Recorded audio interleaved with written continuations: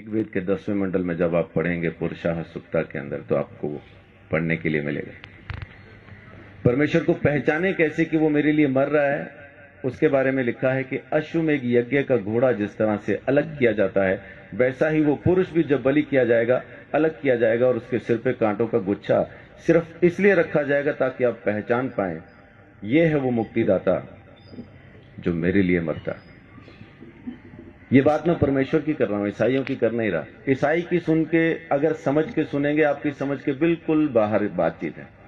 एक ईसाई बोलता है, हिंदू सुनता है, कुछ समझ में नहीं आता। लेकिन जब एक पापी बोलता है मैंने उद्धार पाया, आप भी पा सकते हैं और परमेश्वर की जरूरत आपको भी है, तो समझ में आने लगता।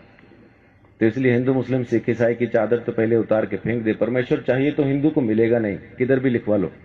सिख को मिलेगा नहीं, मुसलमान को मिलेगा नहीं, ईसाई को मिलेगा नहीं, मिलेगा इंसान को। उस इंसान को जो पापी है, स्वीकार करता है कि मैं हूं पापी और मुझे एक मुक्तिदाता की जरूरत है, उसी को तो मिलेगा।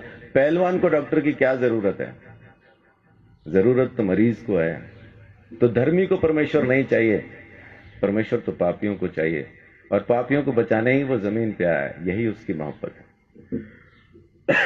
तो मैं अपनी बात को यहां खत्म करता हूं कि परमेश्वर प्रेम है।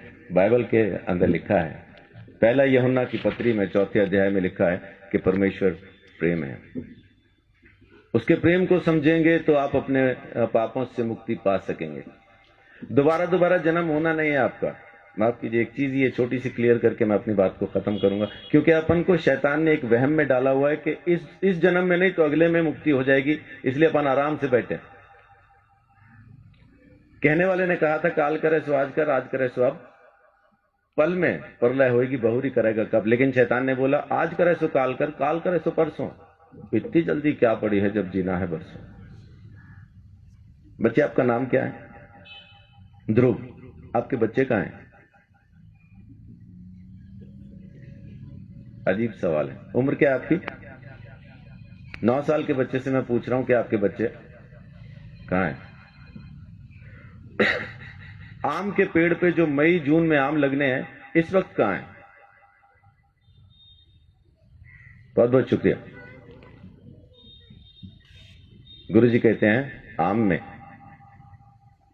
उसी पेड़ में वो आम है जो मई जून में दिखाई देंगे। तो ध्रुव के बच्चे कहां हैं? ध्रुव में। जब उसका मौसम आएगा बच्चे नजर आएंगे। तो जब ध्रुव नहीं था तब उसके बच्चे कहां थे? पापा में। और जब पापा नहीं थे तब ध्रुव के बच्चे कहां थे? दादा में।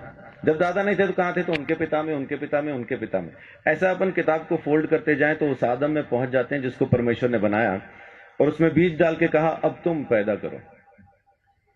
हर जानवर को, हर प्राणी को, हर चीज को परमेश्वर ने बीज के साथ बनाया और आज्ञा दी अब तुम पैदा करो।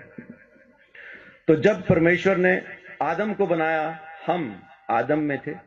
जब परमेश्वर ने आदम को यह आज्ञा दी ये फल न खाना, तब हम आदम में थे। जब आदम ने आज्ञा तोड़ी तब हम आदम में थे। जब आदम परमेश्वर से अलग हुआ तब हम आदम में थे। इसी तरह से हम परमेश्वर से अलग हो गए। हमने किया कुछ नहीं, खाया पिया कुछ नहीं, गिलास तोड़ा 12 आना किया आदम ने, अलग हम हो गए।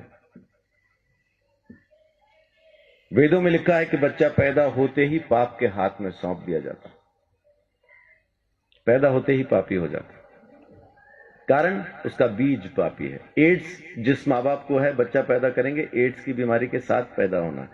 इस वजह से हम पैदा ही पापी होते हैं, इसलिए हमें मुक्ति की जरूरत है। और अगर मुक्ति हम खुद ले सकते होते तो मुक्ति दाता शब्द कभी आता नहीं। देने वाला हमको जरूर चाहिए, वो एक ही है। परमेश्वर ने हमारे लिए मुक्ति का रास्ता खोला, स्वयं हमारे लिए बलिदान दिया ताकि हम हमारे गुनाह से आजाद हो जाएं। ये उसकी मोहब्बत नहीं तो और क्या है। तो उसकी मोहब्बत से आप अभी इसी वक्त मुक्ति पा सकते हैं। आपको जन्मों का इंतजार करना नहीं, क्योंकि यही एक जन्म है, दोबारा होगा नहीं। आज के बाद दोबारा हम कभी पैदा नहीं होंगे। ये पहला और आखिरी जन्म है। मुक्ति मिलेगी तो अब, नहीं मिलेगी तो कभी नहीं। तो परमेश्वर प्रेम है, उसके प्रेम को समझें, उसके दिए हुए उद्धार को समझें। यीशु मसीह ने मेरे लिए मेरे सारे दंड को सह लिया और मेरे गुनाहों से मुझे आजाद किया। ये काम उसने आपके लिए भी किया है, बस आपको स्वीकार करना है। परमेश्वर आप सबको बहुत आशीष दे। बड़ी बात है।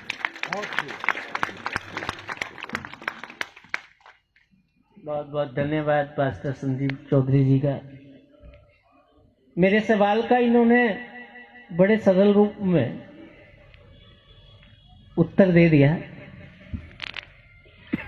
और अगर यही चीज हम सभी के समझ में आ जाए तो हमारा भटकाव खत्म हो जाए।